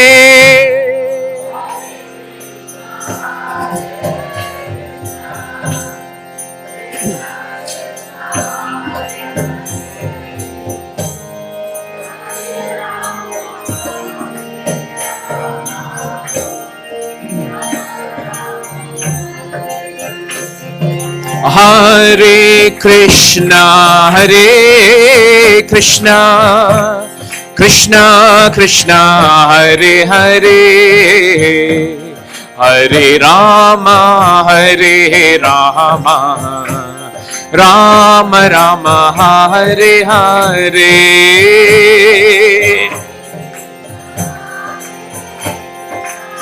Hari Bol.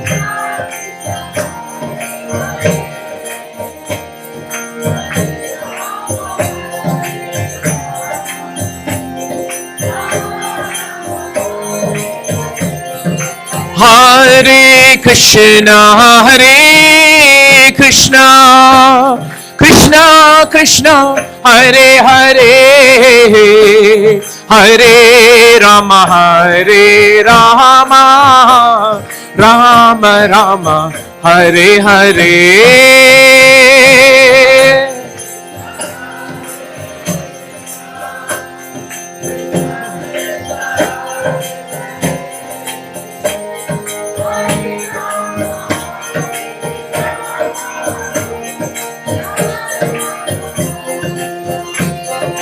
Hare Krishna,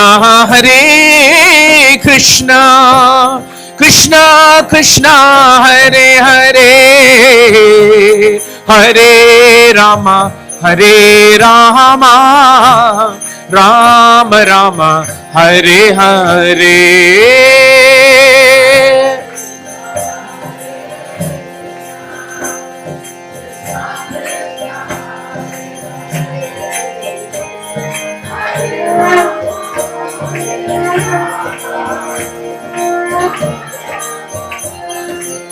Hare Krishna, Hare Krishna, Krishna Krishna, Hare Hare, Hare Rama, Hare Rama, Rama Rama, Hare Hare.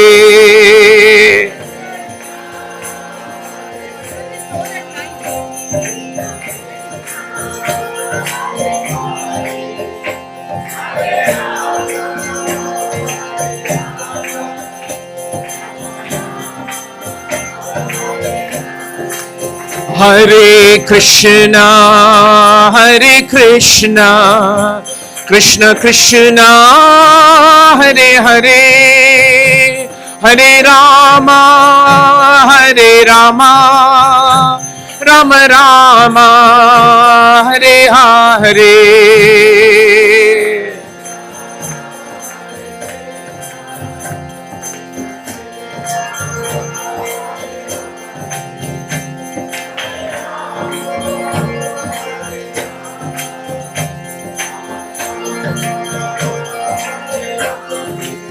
Hare Krishna, Hare Krishna, Krishna Krishna, Hare Hare, Hare Rama, Hare Rama, Rama Rama, Hare Hare.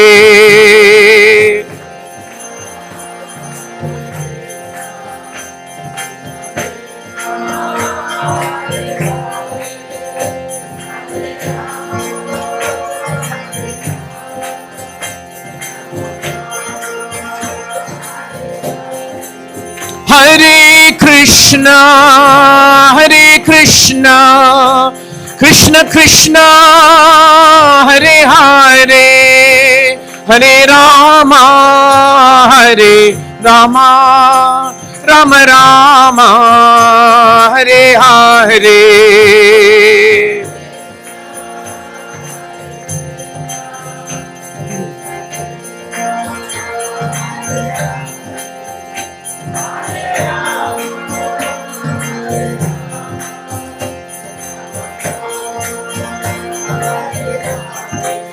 Hare Krishna, Hare Krishna, Krishna Krishna, Hare Hare, Hare Rama, Hare Rama, Rama Rama, Hare Hare.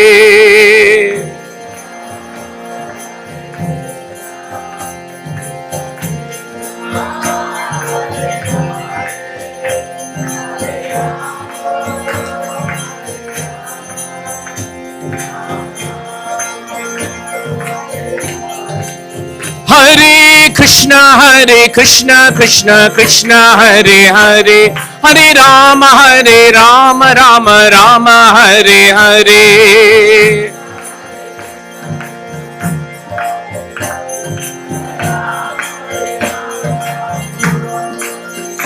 Hare Krishna, Krishna Krishna, Hare Hare, Hare Rama, Rama Rama, Hare Hare.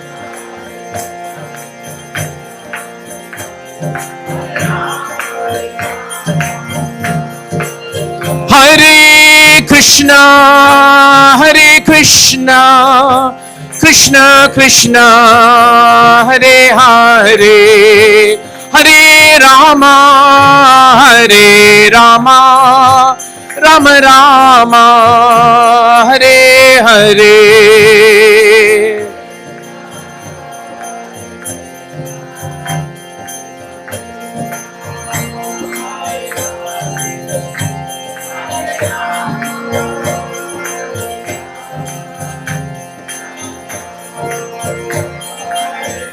Nitai Gaura Hari Bol, Hari Bol, Hari Bol, Nitai Gaura Hari Bol.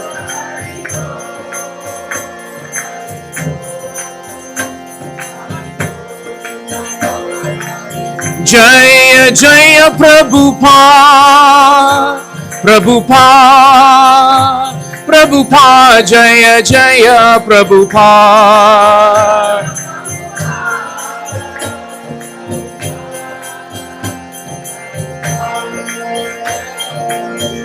Jaya Jaya Gurudev, Gurudev, Gurudev, Jaya Jaya Gurudev.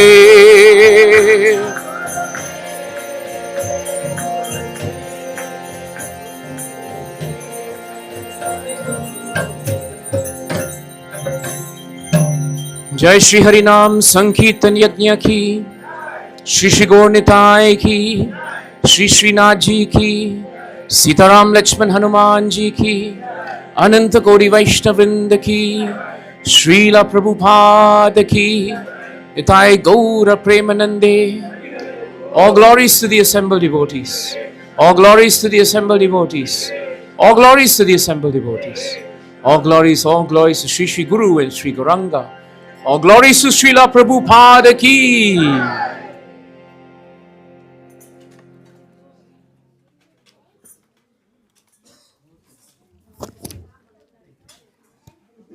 Hare Krishna. So let's thank His Grace Devakinandan Prabhu with 3 loud Haribols. Haribol. So reminder tomorrow. Actually, I think the flyer said the class will start at 3, but we will start 2:30. Okay, because if we start at 3, we won't know.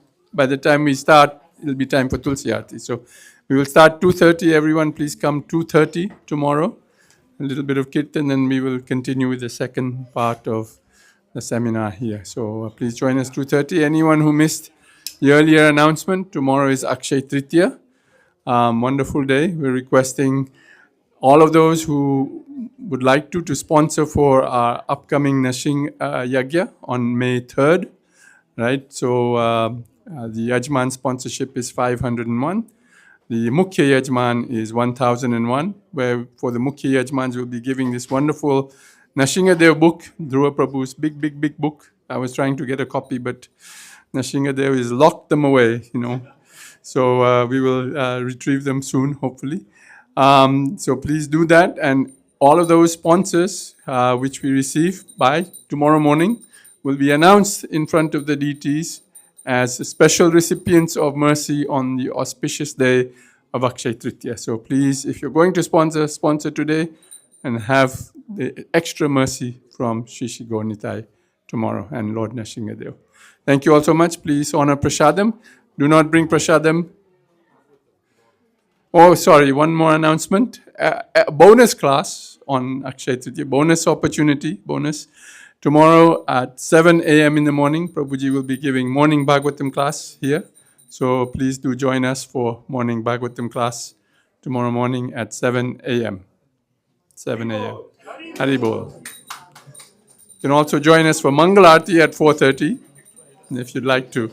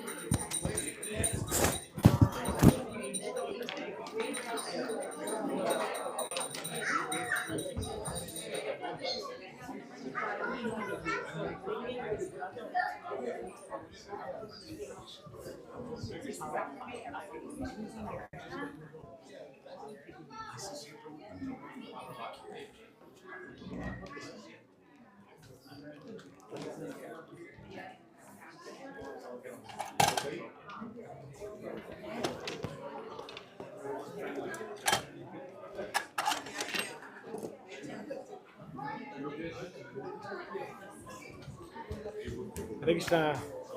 पूरा हमारा जो confusion है. How does it help, Prabhu?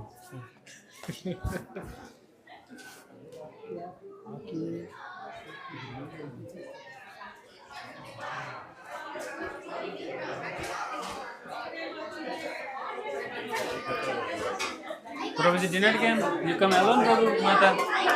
Where is Prabhuji? It's not fair, Mataji.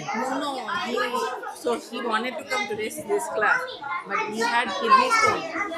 Last 10 days he was suffering with kidney stones. So yesterday finally it came How out. the size is? 3 mm. Oh, you can go from there. He did. He went yesterday, but Yeah, have but to. he was like every minute he was having pain. Pain? Yeah, continuously 10 days he had pain. So like he's moving from the downstairs. From Yeah. here, and then finally yesterday afternoon it came. It came out. It came out. Finally, So painful. you never know anything, right? So it's so painful. Yeah. So But tomorrow yeah, morning somehow he's thanks coming God early. to that it came out. She's so sleepy. I'm just leaving now. Oh, now he's okay. Yeah. You will come tomorrow, Mangalarti, is possible? Prabhuji will come. I will not come. Yeah. This one. Mostly Prabhuji will be coming in Mangalarti. Yes. Oh, I don't know that. Wake them up and then. Kidney stone is one part and the going process That's is why he didn't come last Sunday. Otherwise, he has been coming.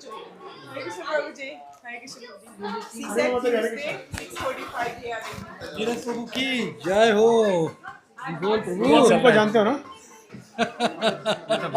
इनका कैसे पता है ना आपको? आपको कुछ कोशिश भी मत करना। ये ऐसा झाड़े ना, झाड़े तो इधर सब गिरता है। आपको और किसी को पकड़ना नहीं, इसको पकड़ना। ऐसे क्यों बैठते हैं? क्योंकि झाड़ना नहीं है, लेकिन झाड़ दिया। प्रभु पहले झाड़ थे, लेकिन क्या हुआ जब मैंने शादी की सब खत्म हो गया प्रभु। समझ गया ना प्रभु? अभी शादी का बात कर रहा है। किसका शादी? जब शादी किया तो सब झाड़ना बंद हो गया ना, 25 साल हो गया अभी और क्या? प्रभु कंगाल 25 साल हो गया। देखिए मैं सिर्फ इतना ही बता रहा था कि बाकी को पकड़ रहे हो ना तो इनको मत छोड़ो। तो इनका सिर्फ ऐसे ही है कि प्रभु अगर आपको मालूम नहीं, सीधा आपका जो सिंहासन विमासन का चलता है ऐसा लिख देंगे। ये आपको मालूम चलिए नहीं प्रभु, आपको वो सोफा में बैठाते। 4 कंपनियां ये चलाते, आपको मालूम नहीं है प्रभु। आपको बताओ 4 कंपनी है मालिक, आपको मालूम नहीं है। अभी 4 कंपनी वो मालूम नहीं, मेरे को नहीं है। उसको खुद को मालूम नहीं इतना, क्योंकि उसको पैसे गिनने का टाइम ही नहीं है प्रभु। बोलता है कि इतने आते हैं क्या करूं। अभी गिनना नहीं पड़ता है प्रभु, सब ऑनलाइन होता है। Yeah, you can take it.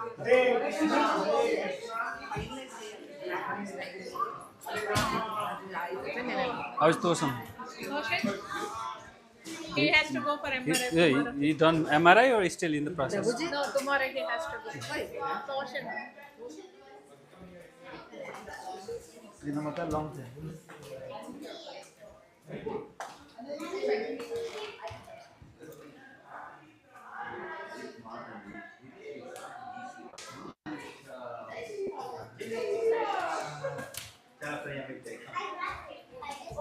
Come sit here.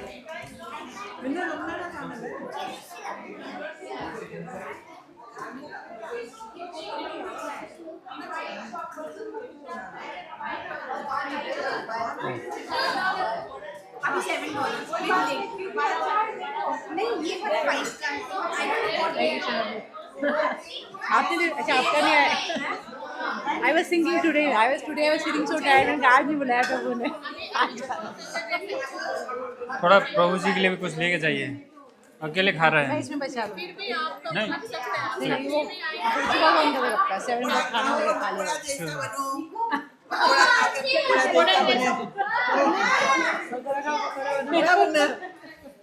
अंतर्यामी की मर्जी प्रभु, मैंने तो निकाला।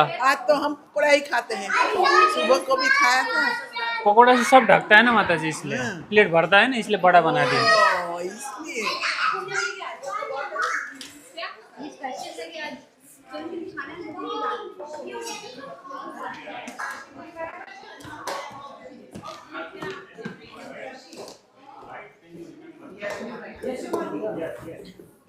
You got the access or what is saying?